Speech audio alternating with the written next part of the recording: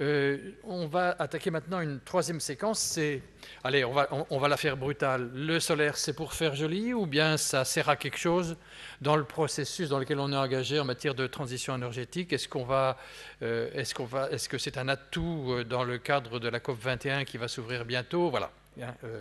Vous voyez, je ne fais pas dans la tendresse. Alors j'appelle à monter sur la scène Pedro Diaz s'il est arrivé, mais il est là, voilà, très bien. Euh, il nous avait dit qu'il arriverait peut-être un peu en retard, mais voilà, tout va bien. François Gibert à nouveau, Bouzid Kepchach à nouveau, Patrick Logier pour Cofeli et Martine Leclerc pour le ministère DGEC. Alors, est-ce qu'il y a de la place pour tout le monde? Moi, je vais rester ici. La différence, alors c'est la formule table ronde cette fois-ci. La différence, c'est que c'est moi qui vais manier les petits boutons pour interpeller les uns et les autres en même temps. On va commencer par, à tout seigneur, tout honneur, si j'ose dire, en parlant de la République française. Mais bon, Madame Leclerc, vous représentez le ministère.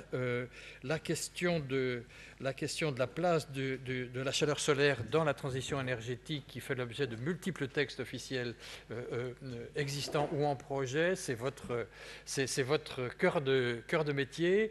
On va commencer par vous. Alors, on va laisser peut-être à Madame Leclerc un petit peu plus de temps qu'aux autres, de façon à ce qu'elle positionne bien les choses. Il y aura ensuite peut-être un petit complément par Bouzid, puisque l'ADEME est en liaison forte avec le ministère sur ce type de questions. Et puis ensuite, on donnera la parole à monsieur Diaz pour élargir à la dimension européenne. Et puis Patrick Logier sur le point de vue d'un opérateur énergétique important dans notre paysage. Alors, Madame Leclerc, à vous. Comme vous voulez, vous restez là. Si vous êtes à l'aise là, restez donc bien assise. Je vais faire défiler les slides qui vous concernent. Voilà, donc vous êtes chargé de mission chaleur renouvelable au ministère. Voilà, donc à vous la parole. Bonjour à tous. Est-ce que ça marche bien? On m'entend? Bonjour à tous. Donc, je vais vous donner d'abord le plan rapide de ma présentation. En quoi consiste la PPE, donc la programmation pluriannuelle de l'énergie.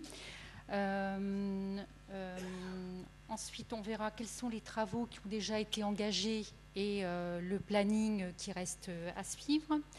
Quel est le bilan actuel des différentes filières chaleur renouvelable et bien sûr la place du solaire thermique. Ensuite, on verra quels sont les points qui ont été relevés dans les travaux de la PPE sur le solaire thermique, les constats, les diagnostics qui ont été faits. Ensuite, on verra également les contributions qui ont été apportées pour fixer les objectifs, contributions apportées par les organisations professionnelles et par l'ADEME, et les moyens d'y arriver, à la fois quels sont les efforts que doit fournir la filière et puis aussi quel est l'accompagnement financier des pouvoirs publics. Donc les objectifs, alors la PPE, donc en quoi consiste la PPE? La PPE, elle est mentionnée à l'article 176 de la loi sur la transition énergétique qui dit que la PPE établir les priorités d'action des pouvoirs publics pour la gestion de l'ensemble des formes d'énergie afin d'atteindre les objectifs de la loi. Donc en gros, c'est un document d'orientation qui doit servir, qui est une feuille de route pour les pouvoirs publics pour gérer la politique énergétique sur les 5 ou les 10 années qui suivent. C'est aussi une feuille de route qui donne de la visibilité pour les différents acteurs des filières et notamment pour les industriels. Alors, je vais vous rappeler ici les objectifs de la loi sur la transition énergétique que vous connaissez tous, mais c'est important dans le débat de les rappeler. Donc, une réduction de la consommation énergétique finale de 20% d'ici à 2030, 50% en 2050 par rapport à l'année de référence de 2012. Porter la part des énergies renouvelables à 23% dans la consommation finale en 2020, sachant qu'actuellement, elle est de 14,2% pour l'année 2013. Et donc pas très loin pour le moment de la trajectoire, qui était la trajectoire 2013, c'est 15%.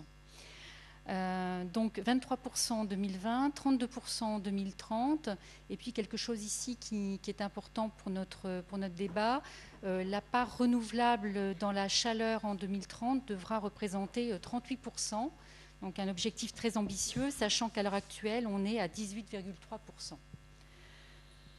Multiplié par 5, ça a été rappelé ce matin, la quantité de chaleur et de froid renouvelable et de récupération livrée par les réseaux d'ici 2030.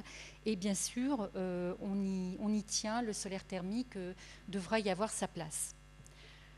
Le contenu de la PPE, eh bien, ça correspond aux anciennes PPI. Donc, à l'époque, on appelait ça la programmation pluriannuelle des investissements par secteur, chaleur, gaz, électricité, avec un volet maîtrise de la demande, un volet sur la sécurité d'approvisionnement, qui est un enjeu essentiel au sein de la politique énergétique, le développement du stockage de l'énergie et des réseaux, donc les réseaux intelligents, la production décentralisée, avec l'autoproduction et l'autoconsommation.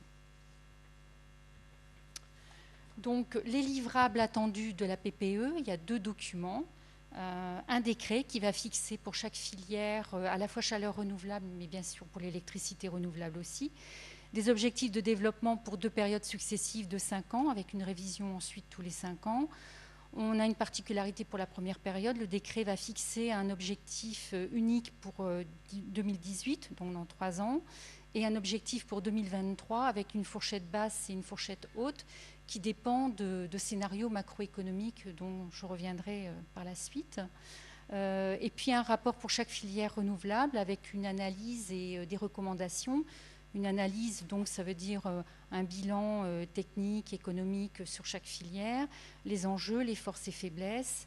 Et puis donc dans les recommandations, un volet sur l'évolution des compétences et l'adaptation des formations. On l'a vu, c'est un sujet extrêmement important pour éviter des contre-références.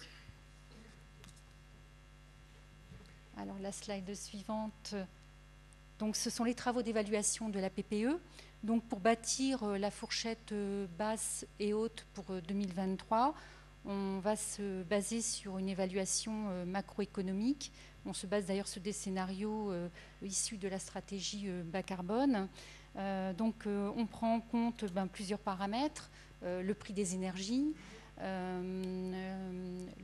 réduction des consommations énergétiques, l'évolution du PIB, l'évolution de la démographie, donc un certain nombre de paramètres importants. Les travaux de la PPE et donc les scénarios qui vont être retenus, les objectifs qui vont être retenus, vont faire l'objet d'un impact, d'une évaluation de la soutenabilité financière. Donc on mettra en face des projections du fonds chaleur, une évolution du crédit d'impôt sur la transition énergétique, la CSPE, donc la contribution au service public de l'électricité pour les filières électriques, et puis donc tous les autres outils de soutien aux ENR, donc pour atteindre ces objectifs, disons que ça c'est la partie effort, accompagnement des pouvoirs publics, avec bien sûr les efforts aussi à accomplir du côté des filières. Et enfin, donc l'évaluation environnementale stratégique. Voilà. Alors, où en sont les travaux de la PPE? Donc, la PPE a été lancée au premier trimestre 2015. Donc, un premier comité de suivi qui a été lancé par la ministre le 9 mars. Ce comité a été suivi de travaux très intensifs auxquels certains ont participé. Il y a eu des ateliers donc, entre avril et juin 2015. Ça se traduit donc par 21 ateliers réalisés, plus de 750 participants, une centaine de présentations. On a reçu 70 contributions écrites à ce jour, mais vous pouvez toujours contribuer. Donc ceux qui ont déjà contribué et qui ont des remords peuvent continuer à nous écrire. La suite des travaux, donc toutes les consultations devront avoir lieu avant le 31 décembre 2015. Donc parmi ces consultations, on a le Conseil national de la transition énergétique, on a le Conseil supérieur de l'énergie, on a l'autorité environnementale, on est en train d'ailleurs on a lancé une étude environnementale pour ensuite pouvoir saisir cette autorité. Et puis bien évidemment, les textes seront soumis à une consultation du public. On prévoit de finaliser le texte pour le premier trimestre 2016. Et juste avant de passer à la slide suivante, une dernière remarque, c'est qu'on aura une PPE métropole, mais une PPE également par zone non interconnectée, donc pour les DOM et pour la Corse, avec des objectifs spécifiques et qui visent notamment à l'autonomie énergétique. Le travail est en cours et la Corse, je crois, a déjà bien entamé ses travaux. On en est, je crois, à la consultation du public. Alors, un petit arrêt photo sur les filières chaleur renouvelable, où elles en sont aujourd'hui, quelles sont les filières qui décrochent et celles qui sont à peu près dans leur trajectoire par rapport aux objectifs PPI qui avaient été fixés pour 2020, donc dans la PPI précédente. Donc, vous avez en bleu la filière biomasse, qui est la filière la plus importante en termes de production. Par rapport à l'objectif 2013, elle est un tout petit peu en retard, elle est à 96%, mais en gros, elle est sur sa trajectoire, mais on l'a signalé ce matin. Les objectifs sont très ambitieux pour 2020. Les objectifs, de toute façon, dans la PPE seront très ambitieux pour la filière, sachant qu'il y a des freins importants qui sont liés à la mobilisation des ressources qui doivent alimenter les chaufferies. La partie jaune, c'est la partie biogaz. Donc pour l'instant, c'est une production qui est encore marginale, de l'ordre de 100 kilotep, mais on a un potentiel très, très important avec l'idée qu'on pourra injecter du biométhane sur les réseaux de gaz naturel. Sur le solaire thermique, pour 2013, le solaire thermique, donc en orange sur la slide, donc le solaire thermique atteint 40% de son objectif 2013, donc c'est de l'ordre d'une production de 150 kilotep, avec donc un décrochage très fort par rapport à son objectif 2013 et encore plus quand on regarde l'objectif 2020 de 920 kilotep. Je reviendrai sur le sujet par la suite. Donc je poursuis ma description des filières. Pour la géothermie profonde qui est en vert, là aussi, il y a un décrochage avec 50% de l'objectif atteint en 2013. Le frein pour cette filière, c'est une filière qui est mature, mais qui nécessite beaucoup d'investissements, beaucoup de capitaux. Donc, c'est le frein majeur pour cette filière. Et ensuite, on a les pompes à chaleur, donc en rouge foncé. Donc, c'est la seule filière qui dépasse ses objectifs. Néanmoins, c'est une filière qui a des forts contrastes en fonction des technologies. La technologie des pompes à chaleur géothermiques est en chute, je ne dirais pas en chute libre, mais en chute importante depuis plusieurs années. C'est une technologie qui est mature, mais malheureusement qui coûte cher et qui est concurrencée par les technologies aérothermiques, notamment les pompes à chaleur RR, qui, elles, se développent très bien dans le collectif tertiaire, et les pompes à chaleur RO qui se développent dans le secteur résidentiel. Voilà pour le paysage de la situation actuelle des filières chaleur renouvelable. Alors là, je vais faire un focus sur la filière solaire thermique, sur ce qui s'est dit dans les ateliers PPE, donc en début d'année. Tout d'abord, les constats et enjeux identifiés sur le résidentiel individuel. C'est des choses que vous connaissez déjà, un marché en recul dans le bâtiment neuf et existant, un niveau des ventes qui correspond à peu près à celui de 2005, une concurrence forte des systèmes thermodynamiques depuis la mise en place de la RT 2012, avec un coût plus élevé pour le solaire. Néanmoins, il y a des enjeux pour améliorer les performances avec le développement de systèmes hybrides. J'ai cité ici le solaire et le thermodynamique, mais on verra cet après-midi, il y a d'autres systèmes hybrides. Les verrous constatés, identifiés des besoins de foncier au sol et en toiture, avec la concurrence de toiture végétale et la concurrence du photovoltaïque, et puis un coût trop élevé. Le constat qui a été fait pour les autres secteurs, donc le collectif, tertiaire, l'industrie, l'agriculture, donc la même chose, un marché hélas en recul depuis 2013, moins 20% par an, un secteur très impacté par les contre-références. Les professionnels ont avancé que ils misaient pour l'instant davantage sur le collectif tertiaire, mais on a vu ce matin qu'il y avait des perspectives sur l'industrie. Les enjeux, c'est les évolutions de la réglementation thermique, la baisse des coûts, une image de la filière à revoir, à reconstruire, sachant qu'il y a déjà des efforts qui sont entrepris par la filière pour structurer la filière, des économies d'échelle qui sont attendues avec les appels à projets lancés par l'ADEME sur les grandes installations, et puis des nouvelles cibles à trouver moins chères, on l'a dit, dans le secteur de l'industrie, l'agriculture, et puis les possibilités, le grand potentiel dans les réseaux de chaleur. Les freins, donc des contraintes industrielles en termes de puissance requise et de disponibilité de la ressource. Sur toujours la PPE, donc les objectifs que nous avons reçus, enfin les propositions d'objectifs à fixer par filière. Donc on a reçu des contributions d'Uniclimat et d'Enerplan, et puis on a aussi la feuille de route qui est proposée par l'ADEME. Alors tout d'abord dans le graphe, vous voyez, pardon, la production telle qu'elle est comptabilisée par le SOES. Le SOES, c'est le service d'observation et d'études statistiques du ministère. Donc c'est la partie entre 2005 et 2013, on a les carrés bleus, c'est la production de la filière solaire thermique. Et puis, donc sur la droite, donc pour 2018, on voit les points en vert, c'est les contributions portées par Uniclimat et Enerplan sur le développement de la filière. Et en jaune, les propositions de l'ADEME.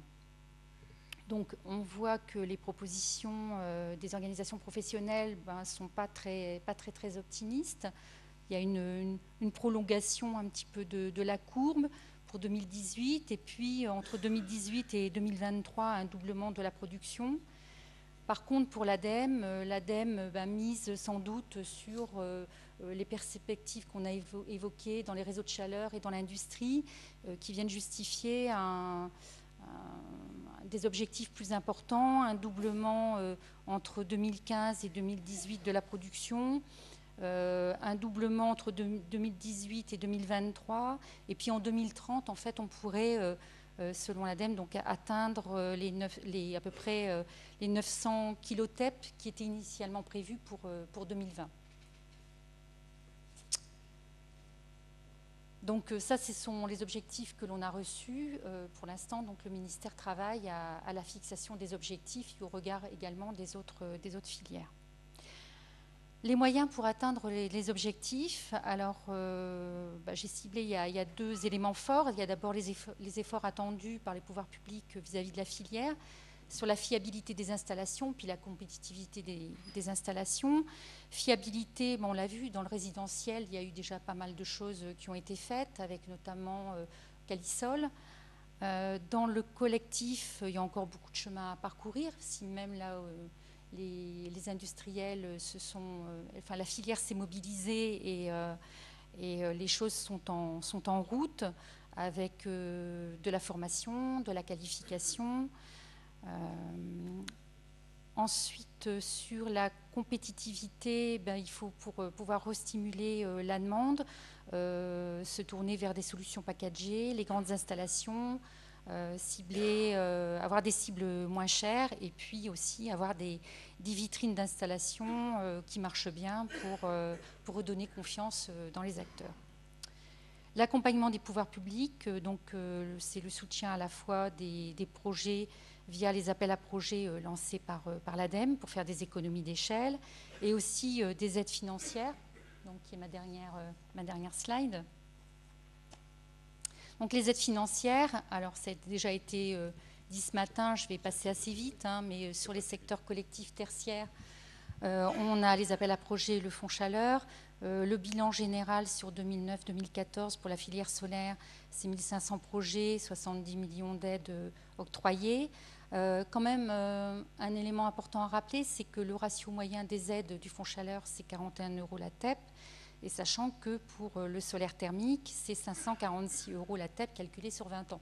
Donc voilà, on sait bien qu'il y a des coûts incompressibles sur le solaire thermique, mais néanmoins, on aimerait bien que les coûts baissent et qu'on puisse financer plus de projets dans le fonds chaleur, qui par ailleurs a été doublé. Donc voilà. Sur le secteur domestique, on a le crédit d'impôt, donc pour la transition énergétique, dont le coût budgétaire 2014 y figure dans les documents budgétaires publics, hein, c'est 610 millions d'euros. On prévoit pour le coût budgétaire sur l'année 2015 un peu plus d'1 milliard, 1,3 milliard. Donc un budget quand même assez conséquent. La part du solaire thermique dans le crédit d'impôt pour 2014 est évaluée à peu près 20 millions d'euros pour 9000 installations, qui correspond à l'état du marché. On reviendra sans doute sur le crédit d'impôt dans nos débats. Et également l'éco-prêt à taux zéro, je ne m'étends pas sur cette aide. Et on a également, pour parfaire le dispositif, on a les fiches C2E qui ont d'ailleurs été revalorisées pour le solaire thermique. Voilà, j'ai dressé l'ensemble du paysage pour la suite des débats.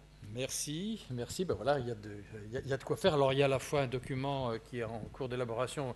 Il ne faut pas se priver, si j'ai bien compris, d'intervenir avant qu'il soit complètement bouclé. Voilà, donc avis aux gens intéressés. Alors, Bouzid Kepchach, on a constaté qu'il y avait un certain écart entre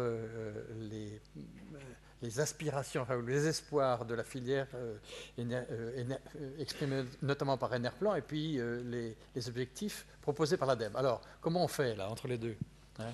Écoutez, c'est vrai qu'il y a un petit écart. Je pense que c'est notre nature un peu optimiste aussi des choses qui démontrent notre engagement par rapport aux objectifs. Alors c'est vrai que compte tenu des chiffres qu'on a pu constater à ce jour, ce qu'on a fait, nous, par rapport aux objectifs et notre exercice des visions, parce que l'ADEME s'était prêté un exercice il y a à peu près 1 an et demi sur les visions 2030-2050, notre approche considérant les objectifs de déploiement des réseaux de chaleur et ce qu'on pouvait attendre au niveau européen sur la partie chaleur renouvelable et puis solaire thermique, on a déplacé en fait les objectifs de 2020 à 2030 pour on va dire réduire la pente. Mais notre démarche a été effectivement encore ambitieuse et avec des objectifs plus importants. Mais je dirais, nous, on a fait l'exercice de décaler l'objectif en fait, d'une dizaine d'années, tenant compte aussi de tout ce qui se met en place sur les réseaux de chaleur et ce qui se profile au niveau européen. Alors, justement, sur la PPE et puis ce qu'on peut dire au niveau européen, c'est que il y a aussi des objectifs relativement ambitieux. Je pense que M. Diaz va en parler. J'ai pris connaissance récemment, je n'ai pas tous les éléments, mais je vous invite d'ailleurs d'aller voir sur le site de l'Estif. Au niveau européen, ils se sont aussi penchés sur la question des prospectives, il me semble 2030.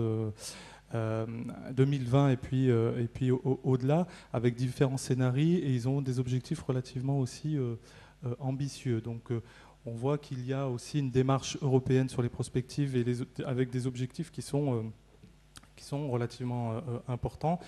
Et on espère que la France aussi devrait s'inscrire dans cette croissance. Donc ça, c'est plus pour le lien. Donc effectivement, au niveau européen, on a ces objectifs portés par l'Union au niveau de la chaleur. Martine en a parlé sur la partie de la loi aussi qui fixe des objectifs relativement importants, donc, qui ont été cités, avec notamment la partie réseau qui est importante. Je pense aussi qu'il y a un point levier quand même qui est relativement intéressant pour les énergies renouvelables d'une manière globale, mais aussi sur le solaire. Suite à des enquêtes qu'on avait fait nous il y a quelques années au niveau de l'ADEME sur l'acceptabilité des ENR et notamment du solaire, le solaire, notamment le solaire thermique, garde encore une image relativement positive au niveau je dirais, des citoyens. Donc c'est déjà un élément positif. Je pense qu'il y a aussi un certain nombre d'outils qui sont mis en place. On a parlé tout à l'heure du plan d'action. Donc je pense que c'est un élément fondamental pour la structuration de la filière, la mobilisation des acteurs, avec une notion d'éco-conditionnalité pour essayer aussi d'inscrire les professionnels dans la qualité et au développement de l'acquisition des compétences. Donc ça, je pense que c'est un sujet très important. L'ART aussi, sur lesquels tout le monde est en train de plancher actuellement. 2018, un horizon 2018-2020 qui va, sur cette fois-là, intégrer des critères environnementaux. Donc c'est un vrai travail et l'ADEME participe à tous ces travaux. Donc l'ART qui devrait laisser une place significative aux énergies renouvelables à terme. Et puis on a parlé d'un outil important qui ne demande qu'à financer des projets importants et intéressants.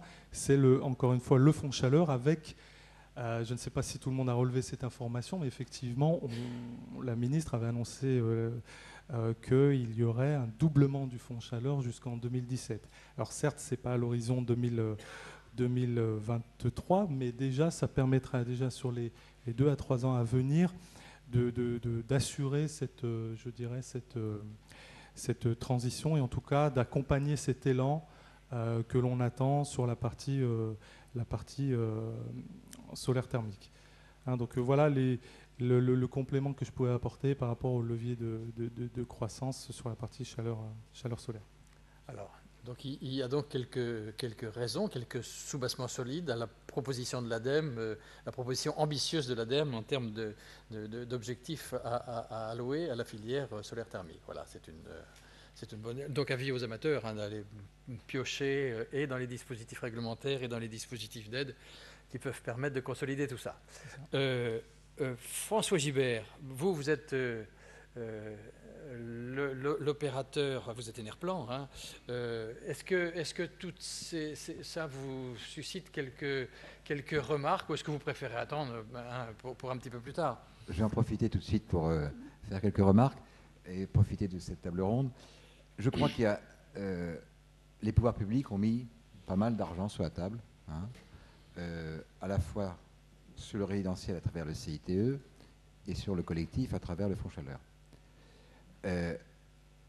Il faut qu'on regarde un petit peu, c'est pour ça que je me suis permis de mettre les courbes au début, disons, la situation du solaire thermique en laquelle on est, qui est une espèce de ciseau.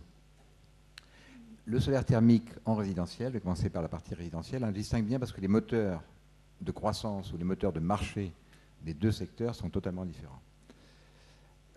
Dans le résidentiel, on a vu que la décroissance du solaire thermique s'est produite en France dès 2008. Hein. Il s'est produit dès 2008 avec, et on l'a constaté nous-mêmes, c'est qu'il y a eu un transfert massif d'usage du crédit d'impôt sur le photovoltaïque.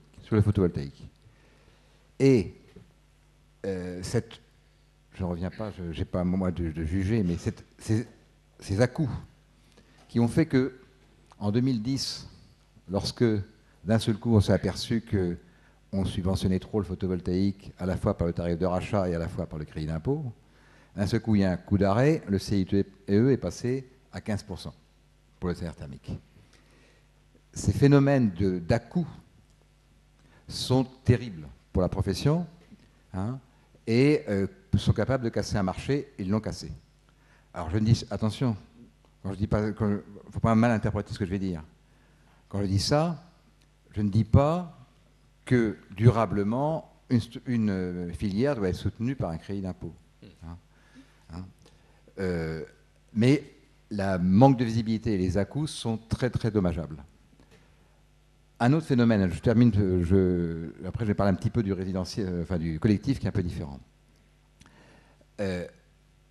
On a eu ces dernières années, donc le solaire thermique n'a pas repris parce que précisément il y a encore eu trop. Le CITE a été utilisé, et on le voit bien par les chiffres, hein, essentiellement sur les 610 millions. 610 millions de CITE, il y en a à peine 20 pour le solaire thermique, et parce qu'ils traduisent l'usage du CITE à d'autres fonctions.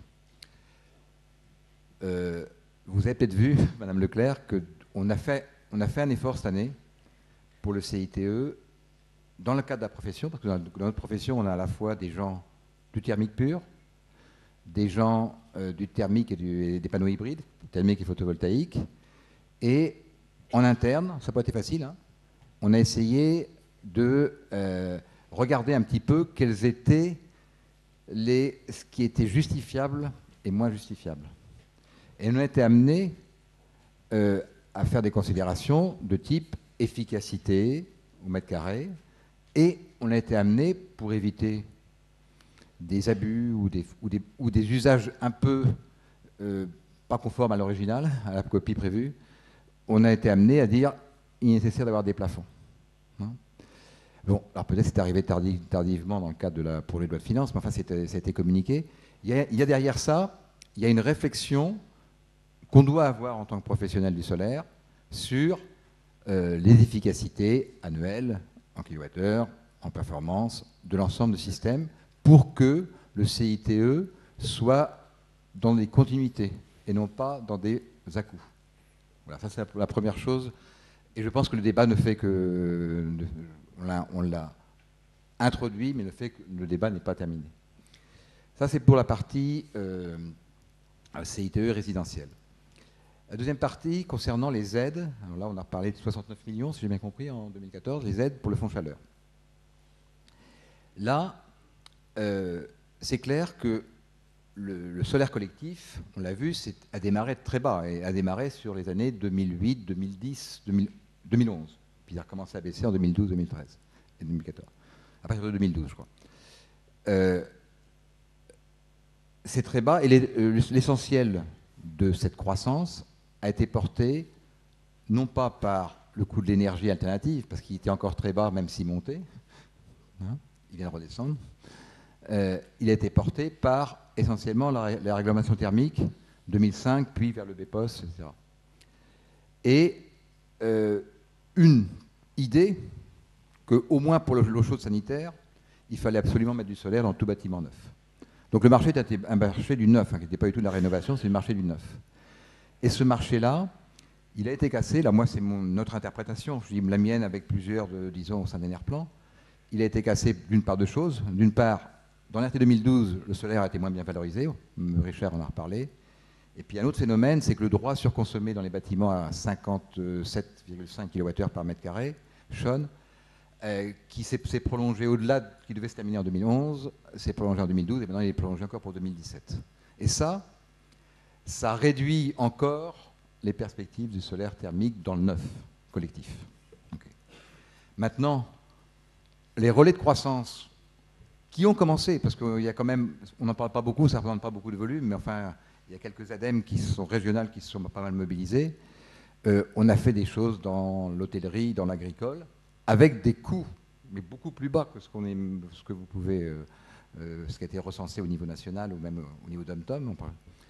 Eh bien, ces relais-là ont un peu de mal à prendre, parce que le solaire thermique n'a pas su communiquer, à mon avis, aussi là-dessus. On n'a pas su travailler suffisamment en équipe pour pouvoir mobiliser tout le monde. Mais aussi, et là, depuis 18 mois, on s'est repris un énorme coup, qui est la baisse de l'énergie fossile. Et ça, on en parlait avec Santi, c'est clair que, en l'absence de taxes carbone, ou l'absence de phénomènes qui fassent prendre en compte les coûts ou les effets externes des consommations d'énergie fossile, le solaire thermique ne sortira pas tout seul. Hein. Et ça, je crois qu'on doit, dans le cadre d'un plan pluriannuel comme celui que vous avez présenté, on doit se mettre en perspective sur 10 ans avec des règles du jeu qui soient stables sur 10 ans. Et là, la profession qui s'est trouvée cassée à la fois dans le résidentiel et à la fois dans un collectif émergent, elle a besoin, c'est clair, d'un coup de pouce. On ne demande pas en tant qu'Enerplan que des aides soient poursuivies des années. On sait qu'on ne pourra réussir que le plan de compétitivité, la baisse des coûts, qu'on voit, on ne l'est pas vu dans les statistiques, mais on voit sur le terrain certaines choses, et dès qu'on dépasse 100 mètres carrés ou 200 mètres carrés, on s'aperçoit que les coûts baissent énormément, et ne parlons pas de 1000 mètres carrés. Hein. On a besoin d'une stabilité et d'un coup de main. Voilà. Merci. Patrick Logier. Voilà. Donc on comprend à travers ce que vous dites qu'on doit être une espèce de tournant, hein, dans cette concernant le solaire thermique, avec une histoire récente qui est quand même pas très, un peu difficile, et un certain nombre d'outils qui sont en place, qui sont en train de se mettre en place, ou qui vont se discuter encore, et qui vont s'affiner, et pour arriver à une situation aussi stable que possible, n'est-ce pas? Voilà. Monsieur Loger, vous êtes représentant de Cofeli Services. Qu'est-ce que vous inspire tout ça? Et vous, opérateur énergétique important, je vais rebondir sur les propos d'un certain nombre de personnes. Alors, je vais apporter le témoignage, non pas forcément uniquement de Cofeli, mais je vais parler déjà, donc bonjour à tous déjà, je vais parler au nom de la profession aussi, au nom de la fédération que je représente au départ. C'était normalement Pascal Roger, le président du SNEC, qui devait être ici à cette tribune pour parler de ce sujet. Il m'a demandé de le représenter, il ne pouvait pas être présent. Donc je représente la FEDEN, avant tout, je dirais avant de représenter Cofeli Services. Donc la FEDEN, c'est la Fédération des services énergie environnement. Si vous pouvez mettre le slide suivant, je dirais, on le voit mieux, je dirais qui on est, la FEDEN, au travers de ce slide-là. Donc en fait, c'est 6 sous-syndicats, je dirais que certains peuvent connaître. Il y a le syndicat national du chauffage urbain. Vous avez après derrière le SVDU, donc, qui est le syndicat, on va dire, de la valorisation des déchets ultimes, toutes les usines d'incinération et les centres de valorisation énergétique. Vous avez le SINASAV qui s'occupe, on va dire, plutôt du B2C. Vous avez le SNEC, le syndicat national des exploitants de chauffage. Vous avez ensuite le CIPIM, le syndicat du pilotage de la mesure et de la performance énergétique, tout ce qui est, on va dire, les télébidules, je dirais entre guillemets. Et puis après, vous avez le CIPEMI, qui est un peu le syndicat du Facilities Management. Tout cet ensemble-là, ça représente quand même beaucoup, beaucoup de monde, puisque c'est plus de 70 000 personnes de la profession qui sont engagés tous sur l'efficacité énergétique et les énergies renouvelables. Et ça représente à peu près 22 milliards de chiffre d'affaires gérés au travers des 500 entreprises qui composent ce syndicat. Donc on est un moyen privilégié aussi, je dirais, au travers de ce syndicat, de faire passer des messages. C'est pour ça qu'on rencontre très fréquemment avec les gens de l'Amorce, avec l'ADEME, et on travaille beaucoup avec la DGEC, et on fait partie des gens qui montent les contributions pour la PPE et les différents textes après derrière. Que ce soit directement par la FEDEN ou que ce soit au travers du CER ou d'autres organismes après derrière auxquels nous participons. Alors je me suis amusé, alors je ne savais pas que M. Lécher ou M. Kepchach allaient en parler, je dirais, mais bon, voilà 2 références qui ont été citées. Donc pour les curieux, vous avez quelques chiffres sur ces deux slides, donc 2 références de la profession, 2 références un petit peu différentes. Une référence qui est la référence de Balma à Toulouse, qui est du solaire thermique à concentration. Donc c'est le procédé ex-SAED qui a été repris par Viessmann, donc il y a maintenant un peu plus de 2 ans. C'est un écoquartier complètement neuf qui a été constitué. À terme, cet écoquartier devrait faire un peu plus de 1100 logements. On est aux alentours de 600 à l'heure actuelle. C'est à peu près 500 mètres carrés de panneaux qui sont faits sous forme d'ombrières de parking, même s'il n'y a pas de voiture en dessous pour l'instant, mais bon, c'est le concept un petit peu comme ça. Et on a une couverture solaire du réseau de chaleur à peu près aux alentours de 6%. On récupère à peu près 400 MWh. Donc on a un ratio qui est extrêmement bon à 890 kWh au mètre carré, qui est dû à ce type de technologie. Voilà. Ce n'est pas un projet facile. Ceux qui étaient à Toulouse au mois de juin le savent, parce que globalement, les écoquartiers sont pour nous un endroit privilégié pour mettre ce type de technologie, parce qu'on peut imaginer le foncier, on peut tout imaginer, je dirais, dès l'origine de ce projet-là. Ce n'est pas non plus des projets très très simples. Il faut beaucoup de courage politique pour les collectivités pour le monter, ou même pour nous, je dirais, d'aller vers ces solutions-là, parce que c'est des projets qui sont très capitalistiques. Quelqu'un, c'est vous, M. Kepchach, qui avait donné le chiffre tout à l'heure de 5 millions d'euros au total, je dirais, qui ont été investis sur cette opération. Pour 600 logements, c'est quand même beaucoup d'argent, je dirais, quand on commence à raisonner en équivalent logement après derrière. Voilà, et on a un prix de chaleur au final qui est pas si économique que ça, même si les abonnés consomment très peu. Voilà. Donc après, le problème qu'on peut avoir, quand un abonné, on lui promet de consommer 2 MWh par an avec un prix de chaleur un peu élevé, ça ne fait pas des gros budgets. Quand malheureusement, il en consomme peut-être des fois 50% ou des fois le double. Vous connaissez les promesses de l'ART, après derrière, ça ne se vérifie pas toujours. Derrière, ça peut nous poser des petits soucis. Voilà. Le deuxième projet après derrière. Pardon ? Un second exemple, oui. Oui, le deuxième projet derrière, c'est l'exemple de Juvignac, donc du côté de Montpellier. Donc on n'est pas sur la même technologie, c'est plutôt des capteurs plans que vous voyez en terrasse, je dirais, qui ont été installés, donc avec Clipsol. Clipsol est aussi présent, je dirais, ici. Voilà, il y a un représentant là-bas. Donc on a installé 300 mètres carrés de panneaux solaires qui fonctionnent correctement, et là vous avez les résultats de cette opération. On est actuellement à peu près à 5 gigawattheures de besoins sur le réseau et on a 220 mégawattheures de récupérés sur l'installation. On a un taux de couverture aux alentours de 4,5% sur cette installation et on a à peu près un ratio de 750 kWh au mètre carré. Donc on est un peu au-delà de ce que l'on pensait. On se voyait un petit peu en deçà de 700 et le ratio est bon. Voilà. Bon, on a Montpellier aussi. Hein. D'accord. On n'est pas au Danemark. Alors, moi, juste terminer sur ce slide-là, je dirais, j'ai pas voulu en faire de trop. Je l'ai baptisé l'intention de la FEDEN, donc c'est les intentions de la profession. Bon, vous voyez, au début, on a un partenariat en cours d'élaboration avec Enerplan, donc on fait partie de ces travaux et de ces réflexions. Donc le premier message, c'est qu'on souhaite, même si c'est très difficile, mais on souhaite promouvoir le solaire comme une solution d'ENR. C'est vrai que pour l'instant, dans les statistiques, ça n'apparaît pas. Il n'y a pas de chiffres, hein, je dirais. Et quand je présente des dossiers au niveau de la direction générale, on passe encore un peu pour des hurluberlus. C'est-à-dire que les enjeux sont actuellement ailleurs en termes de chiffres. Ils ne sont pas là-dessus. Et l'équation économique est quand même très compliquée. Bon, ce que j'ai rajouté, c'est que les réseaux de chaleur peuvent être naturellement un lieu privilégié de l'installation de grande taille sur ce type de projet. Pour nous, je pense que le solaire collectif passera vraisemblablement par les réseaux de chaleur. Alors, des petits réseaux de chaleur éco-quartiers, même des gros réseaux de chaleur, même des très gros où technologiquement, c'est peut-être pas possible. Hein. On voit Paris où on est en vapeur. On a aussi en France beaucoup de réseaux qui sont en eau surchauffée ou en eau chaude, on va dire entre 90 et 100 degrés. On peut le faire dans des sous-stations, on peut le faire en délocalisé. Il y a plein d'exemples qui montrent que ça peut être possible, je dirais, après derrière. Il ne faut pas se bloquer, je dirais, sur la taille du réseau après derrière. Voilà. La situation économique, tout le monde en a parlé. Je dirais, on a des temps de retour qui sont abominables. On a un problème. Je dirais, le prix du gaz a quasiment été divisé par 2 en 2 ans. Sachez que pour l'industriel, il résonne maintenant sur des prix en dessous de 20 € le mégawattheure. Je dirais. Donc voilà. Les C2E, je ne sais même pas qu'il y en avait encore. Je suis content de l'avoir appris presque ce matin, je dirais, parce qu'on n'en tient même plus compte sur ce sujet-là. Je ne parle pas pour le particulier. Le CITE, on n'en a pas non plus. Je dirais, on a beau en demander, je dirais, on ne sait pas comment faire sur les solutions collectives. Donc pour l'instant, c'est que le particulier. Donc on a une équation économique qui est très compliquée, très difficile pour le solaire. Donc il faut quand même beaucoup de courage à tout le monde pour arriver à le faire passer. Deuxième message qu'on passe, c'est qu'il faut qu'on sous-traite toutes ces contre-références qui nuisent à l'image du solaire. Voilà, donc, et notre profession souhaite, je dirais, travailler avec les professionnels sur ce sujet-là. Alors bien évidemment, ce qu'on souhaiterait, je dirais, c'est pouvoir récupérer en exploitation ces installations, régler, je dirais, les problèmes techniques, les problèmes d'exploitation et faire en sorte que ça marche. Alors peut-être que pas forcément avec une équation économique, on va dire, extrêmement profitable, mais au moins que ça fonctionne, je dirais, qu'il n'y ait plus de contre-référence. Voilà.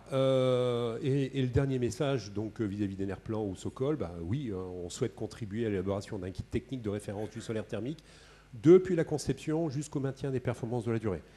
Et je dirais, ce que l'on pense aussi, je dirais, comme message, c'est que le solaire a un message un peu négatif du fait de l'émiettement des responsabilités entre les bureaux d'études, les installateurs, les exploitants et tout. Je pense qu'on nous voit trop à la fin de la chaîne et on aurait tendance à vouloir remonter dans la chaîne de valeur pour avoir une responsabilité globale et une vraie garantie de performance sur les installations. On pense qu'il n'y a qu'une vision globale qui permet de l'obtenir, au même titre que les CPE qui sont en train, les contrats de performance énergétique qui sont en train de se développer en France. Voilà les quelques messages que je veux passer de la profession. Voilà. Merci, je suis sûr que votre intervention suscitera quelques questions, quelques commentaires tout à l'heure. Monsieur Diaz, alors vous êtes secrétaire général de Estif, donc, qui est une fédération européenne d'industriels.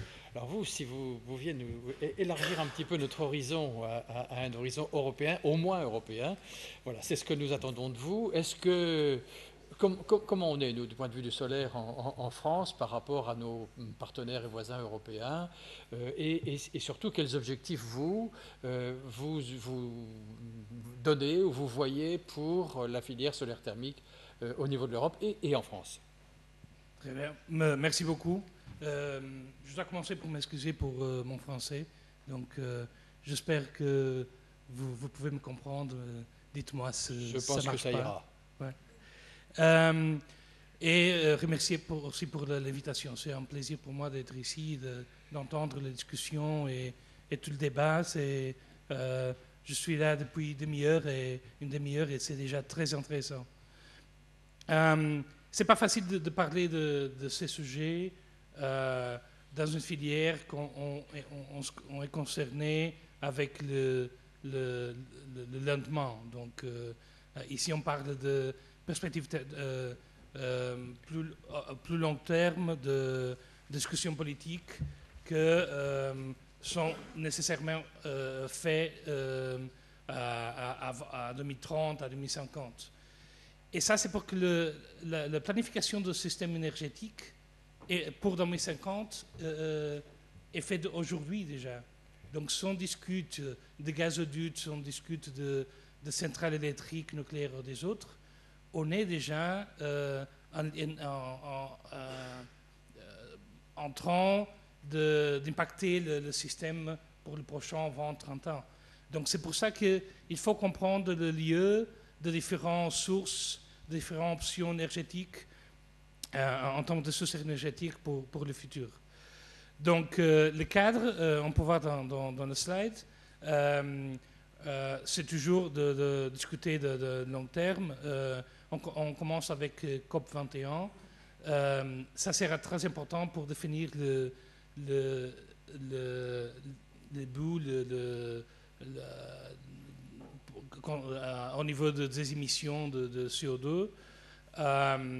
On a déjà en Europe pour 2030 un objectif bien défini, mais on espère que les discussions pour mettre de pression sur le pays européen pour être un peu plus ambitieux dans ces objectifs-là. Mais c'est ça commence aussi, la question énergétique et la question des renouvelables en connexion pourtant avec le climat et les objectifs du climat. Et c'est important de voir qu'est-ce qu'on arrivera à Paris. Les perspectives ne sont pas très positives, mais entendre aussi que le gouvernement français pour faire un bon travail et convaincre les autres et inspirer les autres à des compromis forts. Au niveau européen, donc, comme j'avais dit, on travaille dans 2030, 2050. L'union énergétique, on entend parler beaucoup de ça depuis un an et demi. Ça a commencé avec la question de l'Ukraine, donc la deuxième crise qu'on a avec l'Ukraine et le problème de fourniture énergétique à l'Europe. Donc on est très dépendant de la Russie, du gaz russe. Et cette discussion, donc l'Union européenne a entamé une discussion et à la fin a développé une stratégie avec l'Union énergétique qui a de problèmes à notre avis parce qu'on parle d'une stratégie de changement de fournisseur de gaz et pas de changement de fournisseur de chaleur. Donc, le renouvelable sont une des options pour fournir de chaleur, mais maintenant, on entend parler de prendre du gaz d'Azerbaïdjan, de l'Iran même, surtout de nouveaux gazoducs et tout ça. Et donc, dans ce respect-là, l'Union énergétique a failli de prendre d'autres mesures plus sustainables. Mais a commencé notre discussion, on a lancé la discussion sur la chaleur et on a compris au niveau européen qu'on ne discutait pas assez de chaleur. Donc la chaleur, c'est 50% de la consommation énergétique en Europe et on n'a pas prendre du temps suffisant pour discuter le problème. On comprend même, on ne comprend pas trop le problème. C'est une question localisée, c'est une question très décentralisée, avec plusieurs solutions, avec plusieurs acteurs, avec plusieurs sources énergétiques. Et ça rend difficile de comprendre et de définir une stratégie européenne pour la chaleur. Mais on est dans ces processus pour le moment, donc ça implique aussi le réseau, comme on a parlé avant, le chaleur pour l'industrie domestique, avec de pompes à chaleur, avec des autres sources renouvelables, tout ça. Donc c'est une discussion très importante et très intéressante aussi. Mais aussi sur la demande, la consommation, donc l'efficacité énergétique, tout ça. Donc c'est une discussion très abrangeante et complexe, mais qu'on attend le résultat pour janvier 2015. Et après, on connaît déjà le cadre résistant de la directive de renouvelable, l'efficacité énergétique, tout ça, de la performance énergétique du bâtiment. On est dans un moment important parce qu'on va réviser tout ça l'année prochaine. Et c'est pour ça que la stratégie de la chaleur, c'est aussi important, parce que ça va donner des indications pour la révision de la législation cadre qu'on a à ce moment. Alors. Donc, quel rôle pour le solaire thermique? Surtout dans la discussion de la stratégie de la chaleur, on doit voir toujours la combinaison entre efficacité énergétique et renouvelable. Donc, on doit réduire la consommation, mais on doit aussi changer la source d'énergie. Et dans ce cas-là, on ne peut pas séparer les deux. Donc, si on travaille dans un bâtiment, on ne peut pas changer l'insolation, travailler les fenêtres et tout ça, travailler l'efficacité, et après se demander qu'est-ce qu'on peut faire pour la fourniture d'énergie. Non, on doit le faire ensemble. Ça, c'est un défi, pas souvent facile à expliquer aux décideurs politiques, mais les deux choses doivent aller ensemble. La question des demandes décentralisées, donc c'est plus facile de travailler dans de grands projets, de discuter de grandes centrales électriques, mais ici on parle de millions de consommateurs, millions de chaudières, de systèmes de chaleur qu'il faut changer sans veut faire une différence, on veut vraiment avoir un système plus soutenable. Ça, c'est difficile pour les décideurs politiques, surtout au niveau européen. C'est trop distant. C'est plus facile de parler de réseau, parce qu'on parle là d'investissements déjà considérables, que parler de changement de système qu'on a maintenant. La question de pied d'égalité, on a parlé ici de la taxe carbone. Ça, c'est un gros problème. On doit compétir avec des sources comme le gaz ou des autres qui n'ont pas une coopération dans ce coût de l'externalité. Et on ne parle pas seulement des émissions, on parle aussi de santé. On parle de la pollution, on parle de problèmes de santé causés par la pollution, tout ça. Donc, il n'y a pas une internalisation dans le coût. La taxe carbone serait une possible solution pour ça. Pas la seule solution, mais une solution. On doit discuter, mais on a besoin d'un pied d'égalité dans le secteur énergétique, sûrement. Il y a encore beaucoup de subsides pour l'énergie fossile et on doit changer ça. Et on a besoin de recherche et développement dans cette application. On donne quelques exemples ici. Après, dans le possible soutien pour la chaleur solaire, on a le FEDER, on a le programme européen, de différents programmes européens. FC, c'est on appelle normalement le fonds de Juncker, c'est le nouveau fonds proposé par le président de la Commission. Mais le problème ici, c'est qu'on parle toujours de gros investissements. Donc, c'est toujours la difficulté d'arriver au changement dans les maisons, parce que tous ces fonds-là sont de programmes de millions et on a besoin de millions de petits investissements et pas l'envers. Mais la Commission travaille là-dessus, donc le Smart Financing for Smart Buildings Initiative, c'est quelque chose que veut déjà faire une canalisation de fonds européens, privés, pour cette question de besoin décentralisé dans le bâtiment. Pardonnez-moi, Monsieur Diaz, mais nous sommes déjà au bout du temps qui nous était imparti. Est-ce que vous pouvez faire vite pour laisser un petit peu de temps pour la discussion derrière? Donc, là, on peut voir à gauche la différence entre le parcours qu'on voit, et ce n'est pas si différent entre la projection d'Aden, entre ce qu'Aden voudrait et ce que l'industrie a indiqué. Mais ça, c'est au niveau européen, entre les objectifs vente-vente et le parcours la tendance qu'on voit dans le marché, et on voit une grosse différence là. On appelle le triangle des opportunités ratées, et on parle de travail, on parle d'investissement, on parle des émissions et tout ça. Prochain.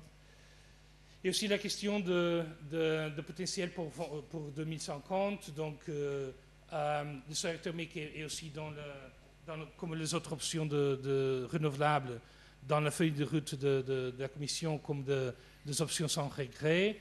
Mais il faut encore faire de plus pour bien positionner le solaire thermique. Donc,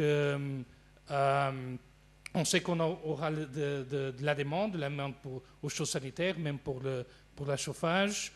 On aura une combinaison de sources thermiques et sources électriques, mais on doit penser aussi qu'on a besoin de subsidiarité. Donc, on sait que la pression de prix, même si le gaz maintenant est un peu plus bas, et là on a une pression pour augmenter le prix des gaz et l'électricité. Ils sont de sources très puissantes, on peut dire comme ça, pour des besoins de basse température. Donc, pour le chauffage des bâtiments, pour l'eau chaude, sont de sources trop bonnes, on peut dire comme ça, pour utiliser pour les basses températures. Et c'est le prix, ici en pression de prix, on peut, dans un système énergétique, diminuer cette pression dans le prix de l'électricité et du gaz si on utilise des autres sources pour les basses températures comme de renouvelables. Et l'utilisation, on a discuté déjà, donc vous avez vu déjà le potentiel pour l'industrie, pour le secteur tertiaire, c'est une tendance claire, et qui sera là aussi à notre avis en 2050, à notre avis et dans quelques études aussi. Donc, ce n'est pas seulement la position de la Fédération, c'est déjà dans d'autres études faites par la Commission européenne ou commissionnées, demandées par la Commission européenne. Merci. Merci. Alors nous avons beaucoup d'informations, certainement beaucoup de questions. Voilà, alors il y a des mains qui commencent à se lever. Allez, on commence de ce côté-ci. Alors on a déjà 6 minutes de retard sur notre programme. Est-ce qu'on peut prendre 5 minutes, Edwige? C'est bon? Très bien. Allez, on y va. C'est parti. Bonjour, Monsieur. Fabrice Bordet, Green One Tech. Question à l'ensemble de l'Assemblée. J'entends qu'il y a des objectifs fixés pour 2020, 2025, 2030. Enfin, tout ça, c'est bien joli, mais actuellement, la filière, elle a perdu. On est passé de 300 000 m² à peu près 100 ou 120 000 cette année. Et j'ai bien peur que la situation ne va pas s'améliorer sur 2016, 2017 par la suite. Est-ce qu'il y a concrètement des choses que vous allez mettre en place pour pouvoir inverser la courbe? Et je parle sur tous les différents segments. Et si vous pouviez nous les détailler, s'il vous plaît. Merci.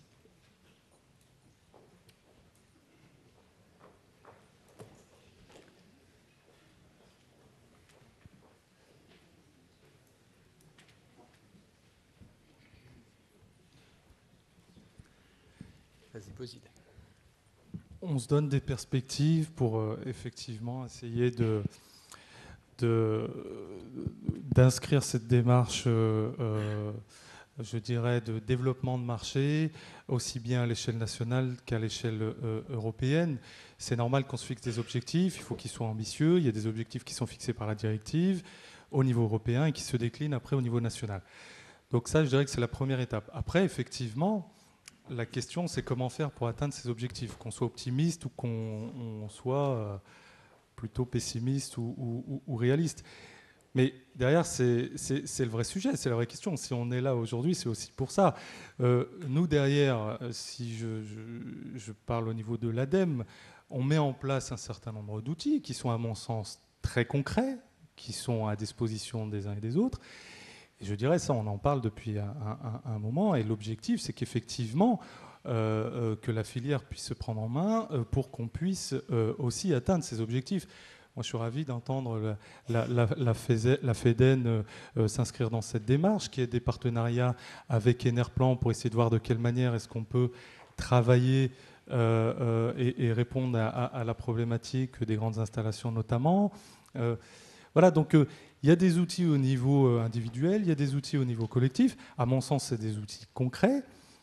Après, il est vrai que le marché est aujourd'hui compliqué. On parle du prix du gaz. Nous, aujourd'hui, sur le fonds chaleur, je dirais qu'on a cette problématique pour toutes les technologies de chaleur, où là, maintenant, on va aller beaucoup plus se battre pour aller chercher les projets. Je dirais que sur la première période, jusqu'en 2014, on était plutôt sur les projets entre guillemets les plus simples, c'est-à-dire ceux qui étaient déjà dans les tuyaux, etc. Maintenant, on rentre sur effectivement une période un peu plus compliquée. On a un doublement du fonds chaleur, mais on a effectivement un besoin plus important d'aller chercher des nouveaux projets, une concurrence beaucoup plus flagrante avec les énergies fossiles qui n'arrange pas les choses. Donc, il est vrai que le contexte n'est pas simple, mais on a aujourd'hui pas mal d'outils à disposition. Et il faut essayer de trouver la clé, les uns et les autres, pour essayer de poursuivre, enfin en tout cas de baisser, d'arrêter cette baisse et d'essayer de rebondir. Le plan triennal, là, il est sur 3 ans. Justement pour ça, quand on lance des appels à projets, on donne des visibilités sur 2016. Le fonds chaleur, c'est sur 2017. Donc, à la fois, tout à l'heure, j'entendais François dire qu'il fallait effectivement essayer de donner de la visibilité, de ne pas changer les règles toutes les années. Bon, nous, notamment sur nos règles, on a beaucoup travaillé sur la simplification de nos aides pour aller beaucoup plus vite, pour être beaucoup je dirais moins compliqué pour les porteurs de projets. On a beaucoup travaillé sur la simplification de nos aides, avec des aides forfaitaires notamment, pour les plus petites et moyennes installations. Et donc on s'inscrit dans cette démarche. Mais je dirais que c'est un travail de mobilisation à la fois des institutions publiques et des acteurs professionnels. Je dirais que c'est un travail bilatéral pour atteindre ces objectifs-là. Voilà ce que je peux dire pour le moment sur ce point-là. Merci.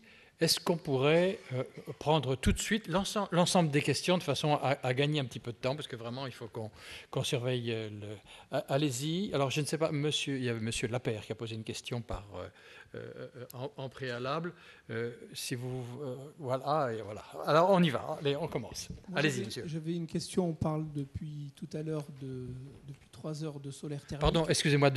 Est-ce que vous pouvez vous nommer, s'il vous plaît, et nommer votre... Monsieur Ben Abdelkarim de la société Sistovi. Donc, et on ignore complètement le vecteur R. On parle de solaire thermique, solaire à eau. Or, le solaire thermique à air a toute sa place maintenant dans les maisons modernes, puisqu'on a très peu d'inertie et le vecteur R est particulièrement adapté aux maisons modernes, et surtout il est particulièrement adapté aux grandes surfaces qui, à ma connaissance, sont chauffées à l'air. Et on parle depuis 3 heures de solaire thermique et personne n'a parlé à un moment de capteurs R. Pourtant, ils sont beaucoup moins chers à produire, beaucoup plus faciles à mettre en œuvre, puisque pas d'eau, pas de risque de fuite, de surchauffe, etc. Et puis complètement ignoré dans cette assemblée depuis 3 heures. Merci de votre intervention. Je crois comprendre que votre intervention n'appelle pas obligatoirement de réponse immédiate, mais que c'est quelque chose qu'on devrait peut-être inscrire dans la discussion de cet après-midi autour de l'innovation, encore qu'en l'occurrence, il ne s'agisse pas vraiment d'une innovation. On continue sur les questions, s'il vous plaît.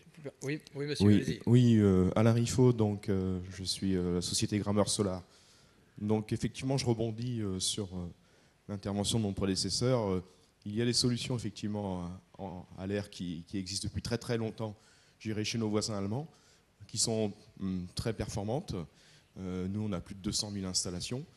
Si l'Allemagne a 900 000 m² de capteurs aujourd'hui, même si le marché a tendance à baisser un petit peu, est-ce qu'on ne peut pas s'inspirer effectivement de nos voisins et d'élargir un petit peu effectivement les solutions techniques qui jusqu'à présent effectivement, je rejoins mon prédécesseur, sont axées vraiment sur la partie hydraulique.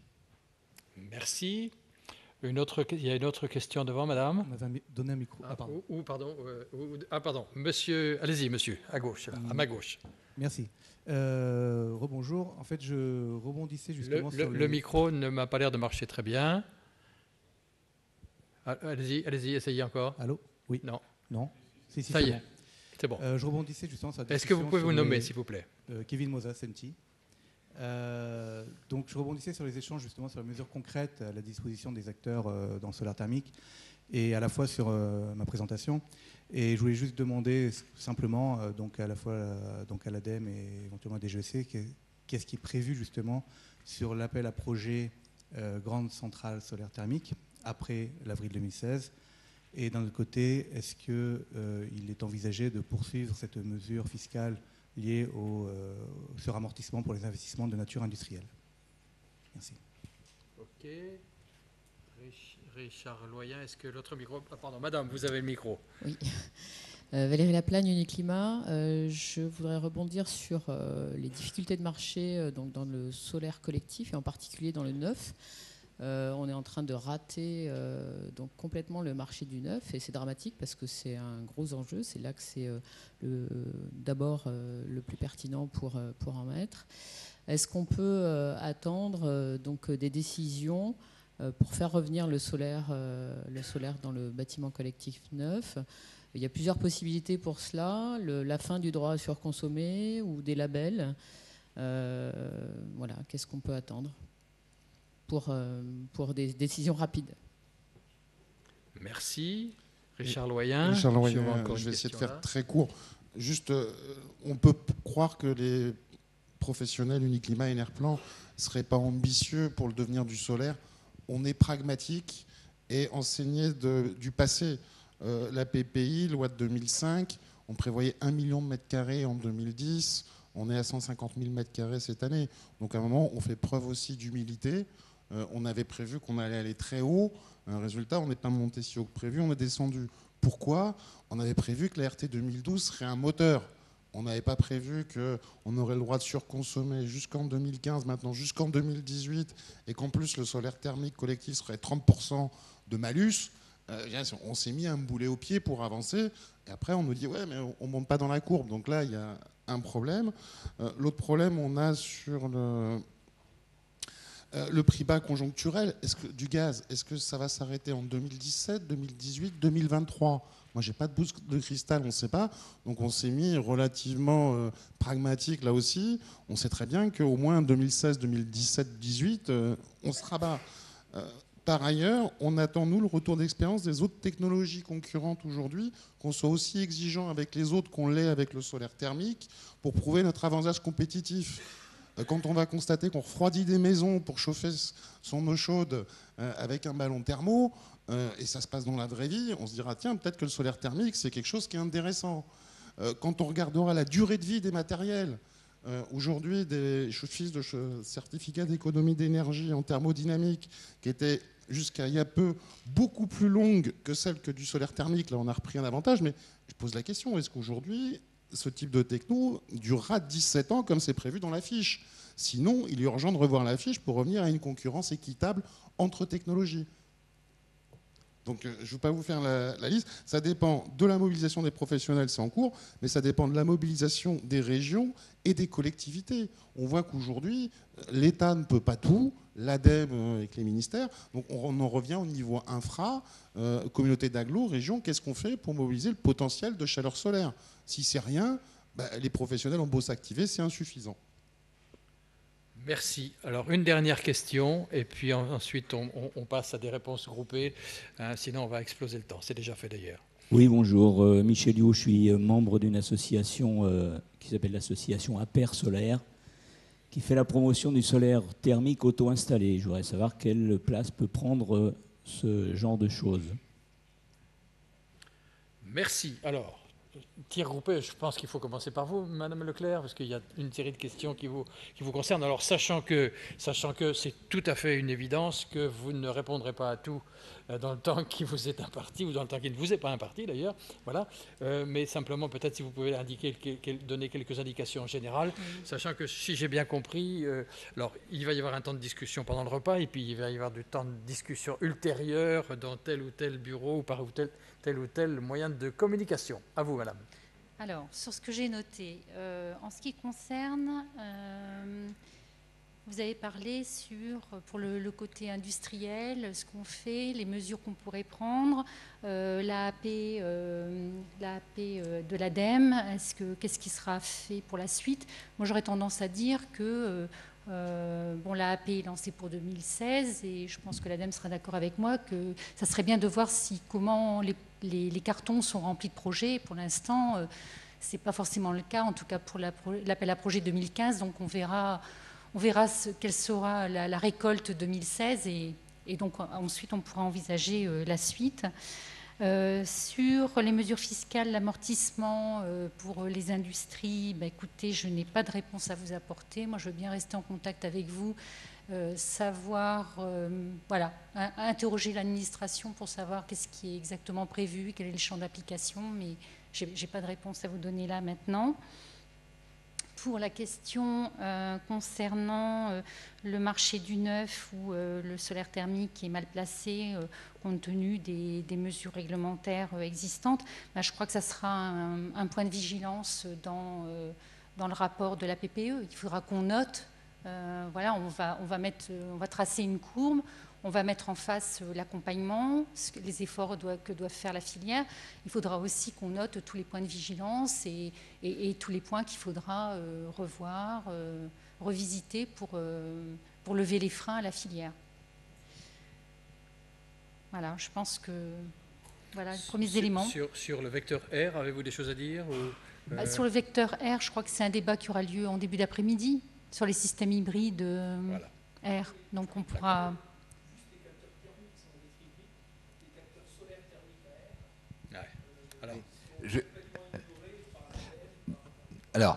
Attends, Mohamed, je vais te dire, je veux répondre à ta question.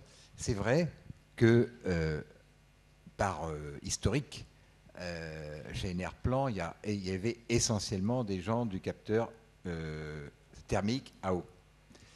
Je ne sais pas si tu as noté que dans le dossier qu'on a communiqué tout récemment à la DGEC pour le crédit d'impôt pour le résidentiel, précisément lorsqu'on a voulu mettre sur la place les efficacités comparées, on a remonté le capteur R en disant c'est une solution qui est méconnue, etc. Et on l'a transmis à travers ce qu'on a dit à la DGEC pour le CITE.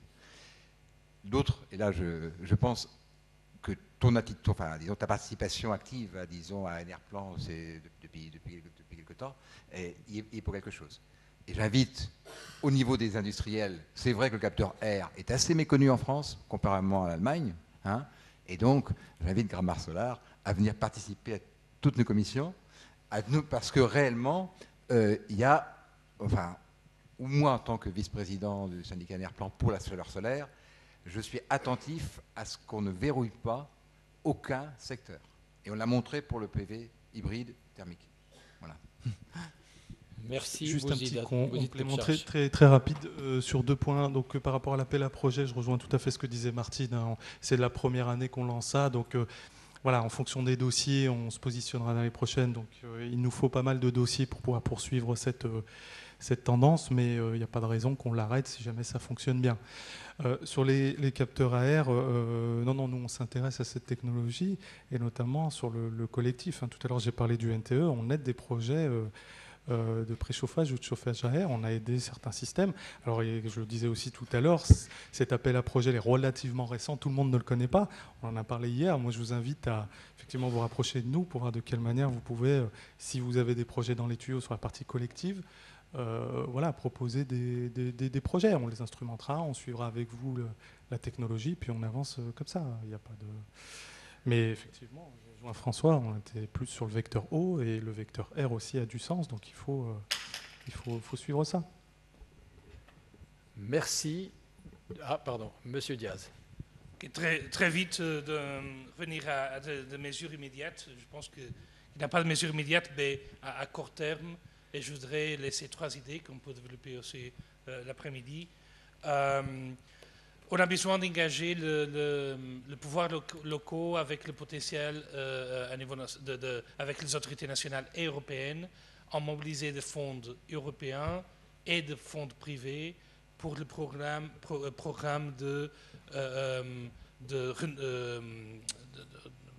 renouveler les villes, changer le système pluvieux. Ça peut faire aussi à l'aide. Donc la filière doit travailler plus avec le système bancaire pour aider à comprendre nos solutions et pour faire des produits financiers à mesure. Donc, comme on a des produits financiers pour acheter une voiture, on peut avoir pour acheter un système de chauffage avec du solaire et des autres options. Et troisième idée, d'utiliser aussi l'étiquetage énergétique pour sensibiliser les personnes à changer pour des systèmes plus performants, plus sustainables. Voilà.